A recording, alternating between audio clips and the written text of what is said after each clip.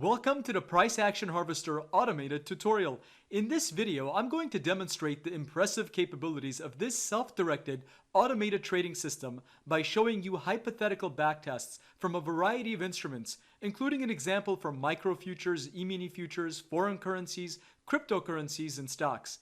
And as I go through the demonstration of hypothetical backtested results on various instruments, I'm going to share with you my experiences with automated trading systems versus manual trading, as well as some of the experiences that my clients who use my automated trading systems have shared with me.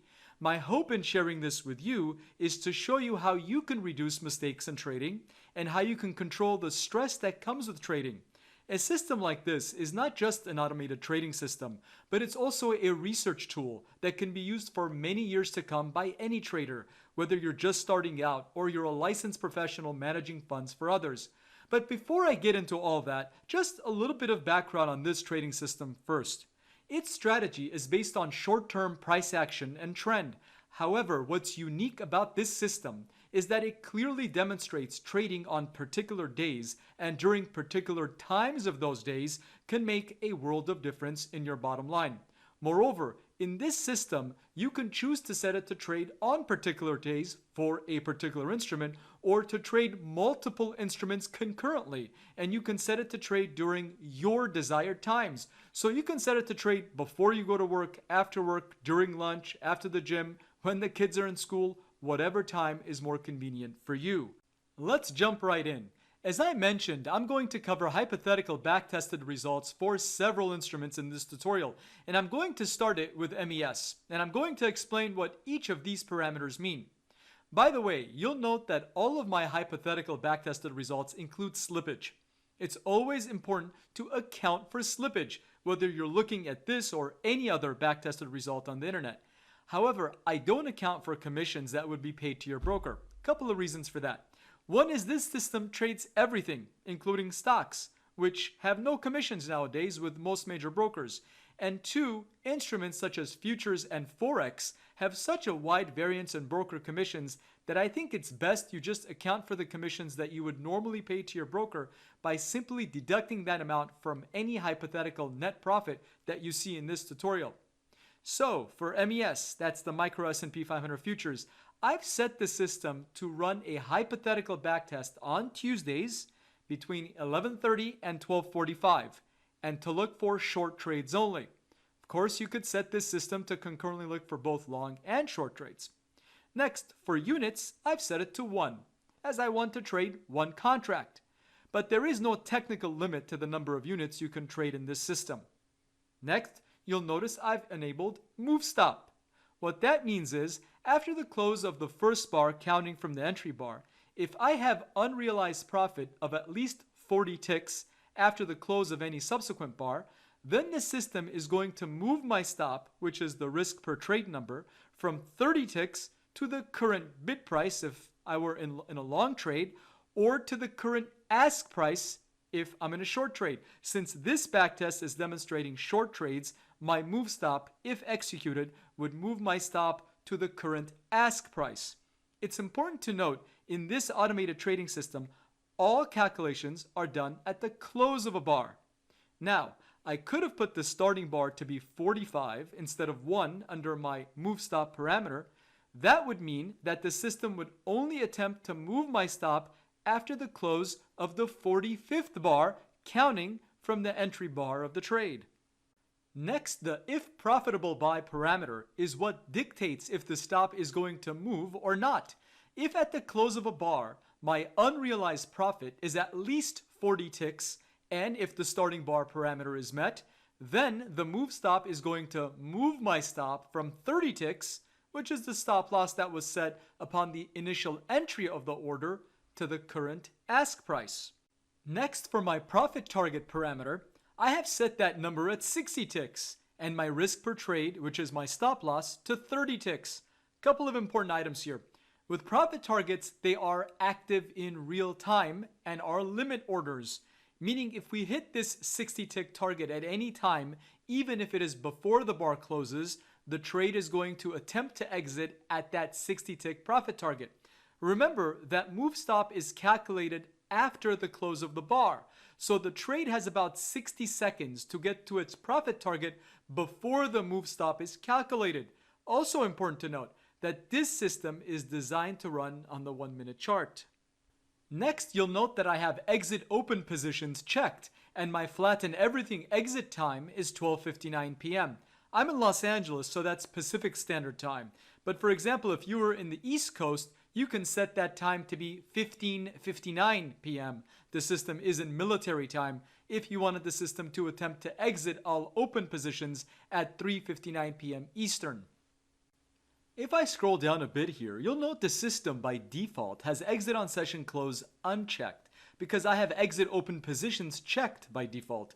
But mind you, this system does not account for holidays or half days, so make sure exit open positions is checked and you have set your exit time to exit at least a minute or two before the market closes for that day if your intention is not to hold anything overnight.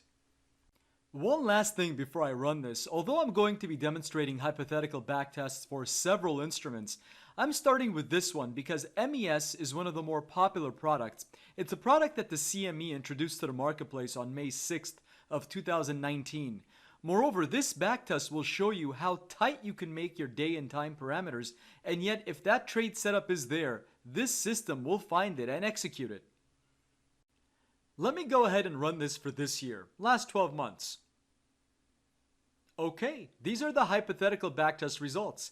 Out of 23 trades just during this particular time frame of 11:30 a.m. to 12:45 p.m. Pacific Standard Time, on Tuesdays only, looking for only short trade setups based on this system's price action strategy, we had these hypothetical results. Of course, there are 52 Tuesdays in a year, so we would have potentially been in a trade during 23 out of those 52 Tuesdays, assuming there was one trade per Tuesday. Let's go ahead and switch this instrument to ES, which is the E-mini S&P 500 futures, so that we can run the backtest for a few more years, as MES only goes back as a product to May of 2019. Just so that we can see if there is a wide variance in previous years. But remember, the further we go back, the more variance we run into with respect to price ranges, meaning trading with respect to the last few months may be far more volatile or far less volatile than the trading X number of years ago, and thus the typical price ranges would be different, and that would impact our decision when it comes to our price targets, move stop targets, and of course our risk per trade. As you can see, the results are pretty much in line with what we saw for MES. Since I already went through the parameters, the remainder of this video is going to give you backtested results on a bunch of different instruments from a variety of markets. And as the video is displaying those hypothetical results to you, I'm going to talk you through some best practices when trading this self-directed automated system. Now, in case you're wondering how I knew to use these particular parameters, well, the answer is quite simple. Based on my observation of how price typically moves throughout the day, I tried different combinations. Now, when you're doing any trial and error work, you have to first gather all the data that is known, that is essentially factual. For example, we know that most day traders are trading the 5-minute chart. We know that swing traders tend to look at the 15, 30, and 60-minute charts. No matter what indicator they're using, and no matter what data their algos are crunching, their chart's time frame is going to have an impact. If, for example, they have a rule where if price crosses above VWAP, then they're going to get long on that trade. If so, then we know it's likely to happen after the close of a green bar. And if they're trading the 5-minute chart, then the time is going to be either at the top of the hour or any 5-minute increment after that. So 8 a.m., 8:05, 8:10, 8:15, and so on. So I run backtests for all those time frames. As for the most important parameter, which is my risk per trade parameter, I know that my risk limit is at 35 ticks per trade. That's my personal risk limit. So I try combinations from 8 ticks to 35 ticks, going in 2 or 3 tick increments. If I get decent hypothetical results, I keep it. If not, I skip that trade. The idea for all the parameters is the same. Essentially, it's just research work, trial and error. Now, I do have a separate indicator called Price Action Harvester that does measure typical price ranges over certain times and days. It gives you the mean, standard deviation, etc. But honestly, you don't need that indicator to pick these parameters. You just need to spend some time trying different combinations. You start with your risk per trade parameter and build from there. Moreover, NinjaTrader will provide you lots of useful information. For example, as soon as you run a backtest, you'll know right off the bat, on average, how long you were in a trade, because NinjaTrader will clearly display that average bars in trade number for you. That average bars in trade number will give you a starting point as to what your move stop's starting bar number might be. Next, if you want to get an idea of the profit target, from the top left corner of Strategy Analyzer, you pick Analysis from the drop-down and review the trades. If you see that many trades are hitting your profit target within a few bars from your entry, then your profit target may be too low, so you adjust the profit target accordingly. All the pieces come together very quickly just from running hypothetical backtests. All you have to do is put in some research work to optimize your parameters. As a result of your backtests, once you get the feel of the price ranges for different days and different times, your stress level begins to decrease. You see, it's stress that causes frustration, which in turn causes many mistakes in trading. This is also true of those who trade systematically. Yes, even algo traders. For example, imagine losing 4 trades in a row the same day. Would you turn off the system? Many who have not put in the time in backtesting different parameters and reviewing simulated trades will turn off the system. Here's how that scenario usually plays out.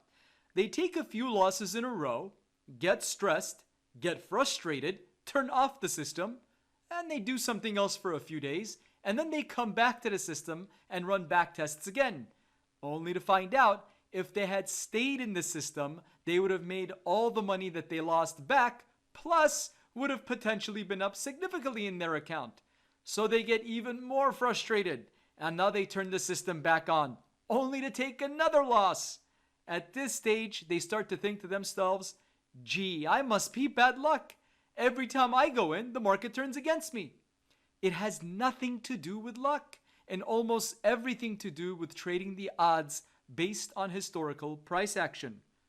The problem isn't the market. The problem isn't the system. The problem is stress management or the lack thereof. That stress reveals itself in spades when traders don't go through the experience that backtests and simulated trades afford them.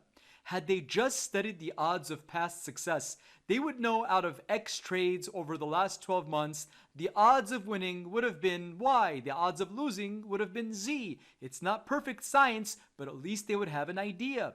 Just that knowledge alone brings a trader a level of comfort because it's information they have control over, information that they are familiar with.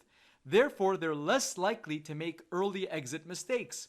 Moreover, when you study backtests, you'll notice the max drawdown number.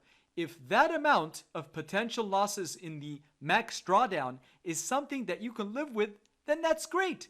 If not, then you have to either reduce your risk profile by making your risk per trade less, or reduce your move stop, or perhaps look for a different instrument altogether, something that has less volatility. It behooves any trader to spend some time simply researching and running backtests to get familiar with a trading system before actually trading it. By doing so, when the system is live and is running actual cash trades, they're not going to be as stressed as they would otherwise be if they had little or no experience reviewing hypothetically backtested results and watching simulated trades. In my view, using an automated system beats manual trading any given day of the week. And I have years of experience doing both, but the problem of stress is still there. However, that stress gets diminished the more experience we get, not just from actual trades, but simulated trades as well. Once you go through backtests, you shouldn't immediately jump into live trades. Take your time. Load the strategy on a simulated chart or several simulated charts if you wish to trade several instruments concurrently, but ensure that you are trading your simulated account and just watch those sim trades. Get familiar with NinjaTrader's audible alert where the female voice says, "Order filled, order filled."